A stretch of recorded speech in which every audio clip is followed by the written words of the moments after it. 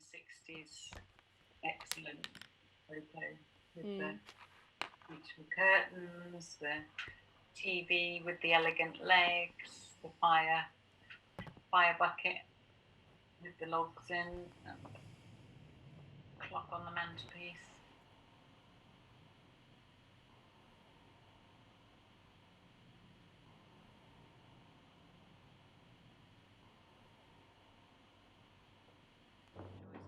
That's Ben. Yeah, so that must have just been a holiday that they had together.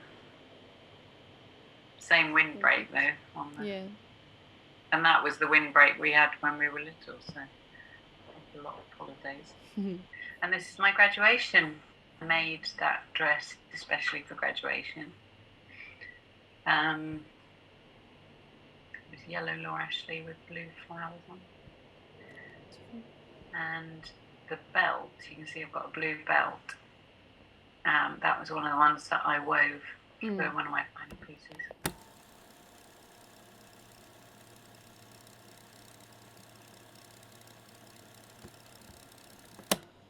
You talked so nice and clearly, and it was just like having you in the room with us. And it brings you that much closer.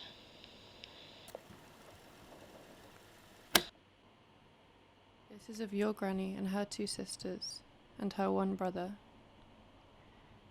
This is of my great-grandmother, her mother, her father, her 2 sisters, and 1 brother. Now there's the one in the middle.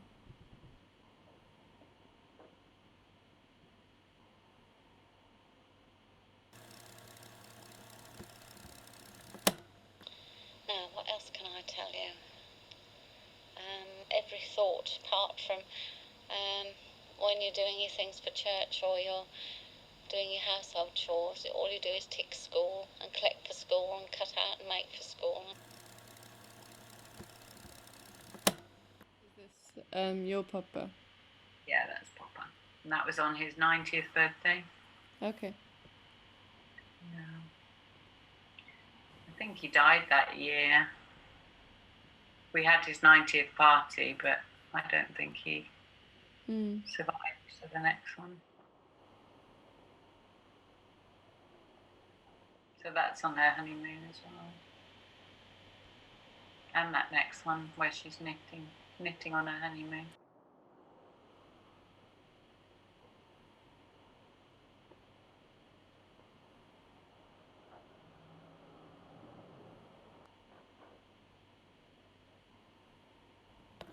So they were involved, and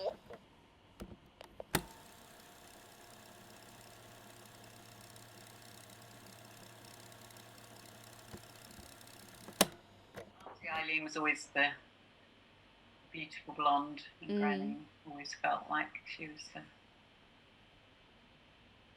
not so beautiful brunette. She'd just been on a search in the photos in the loft, as she had a sudden memory of a picture with her granny in bed at her mum's house when she'd had a stroke. She had hoped that the quilt had been in the photo, but sadly it wasn't. I can hear her voice sometimes. Just laughing.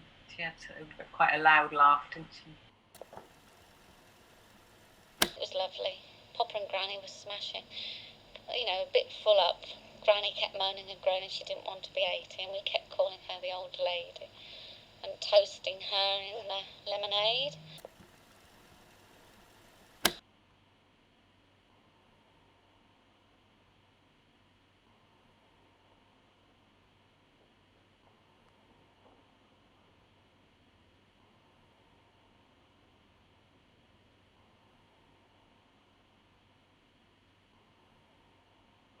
So that car was called Sylvia because it was the silver colour. I don't think she passed first time, might have passed second time. But it was just such a thrill to her to have independence. And she bought her own car and would drive up and down to school because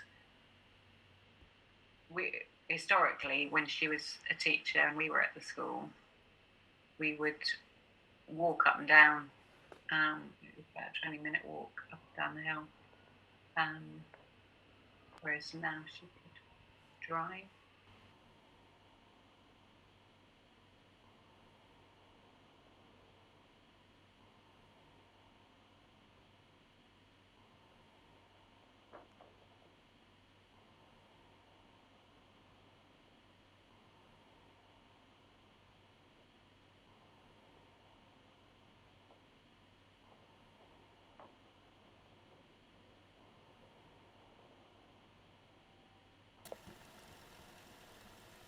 When Pat called on Granny Dryme with the letters, she said, "Have a look in my attic, Pat." So Pat did.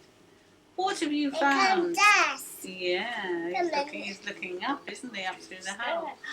When I'm an old woman, I shall wear purple, with a red hat which doesn't go and doesn't suit me. And I shall spend my pension on brandy and summer gloves, and satin sandals, and say we've no money for butter. I shall sit down on the pavement when I'm tired and gobble up samples in shops and press alarm bells, and run my stick along the public railings, and make up for the sobriety of my youth. I shall go out in slippers in the rain, and pick flowers in other people's gardens, and learn to spit. You can wear terrible shirts and grow more fat and eat 3 pounds of sausages at a go, or only bread and pickle for a week, and hoard pens and pencils and beer mats and things in boxes.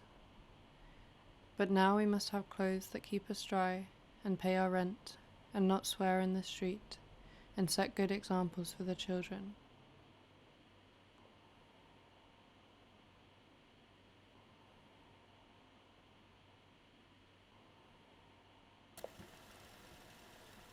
That might have been 89.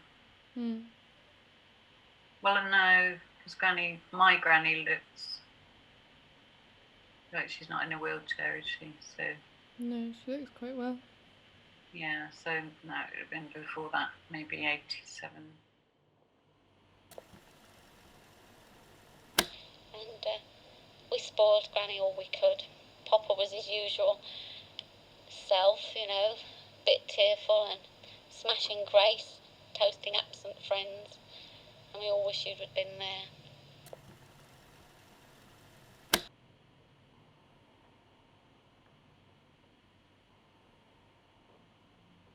Well, I don't know whether he had Alzheimer's. He had quite severe dementia.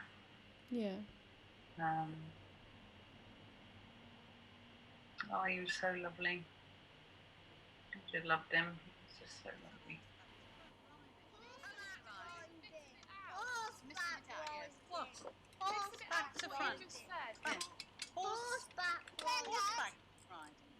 That particular visit to London, we decided that we wanted these denim swingy jackets.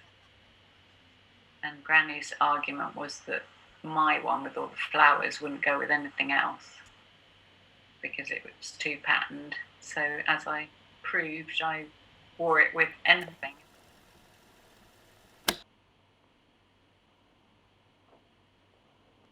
That was in 86.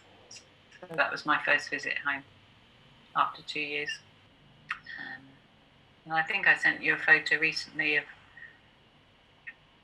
me standing between Granny and Papa. Yes, I think so. I came back, yeah. I'm wearing that suit. And it's all deep pile, and when you step on it you leave footprints, It's lovely to get out of bed and dig your toes in it.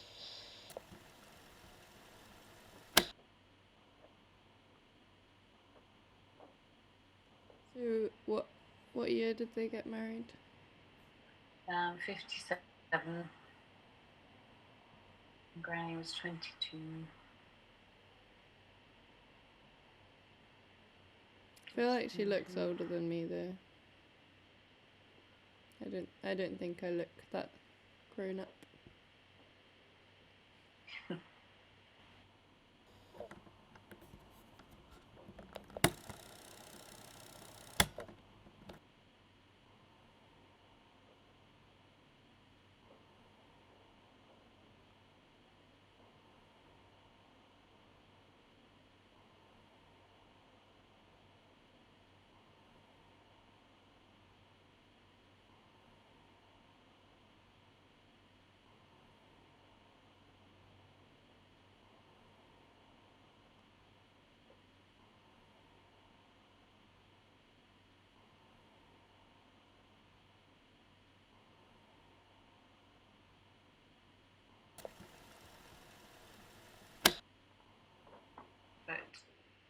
on this cassette tape I was listening to,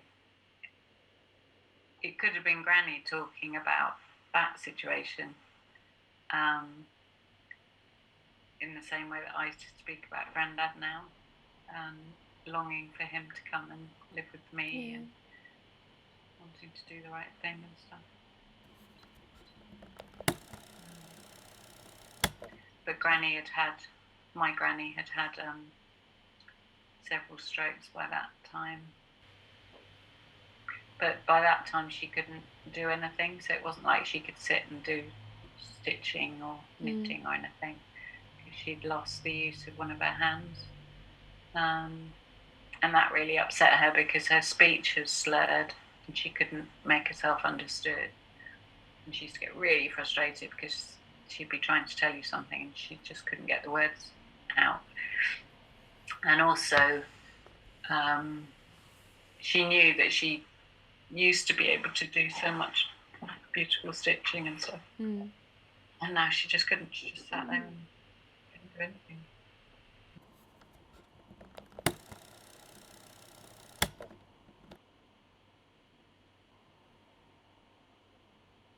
My granny used to get so frustrated that she'd be taken to this day centre, treated like she's stupid. And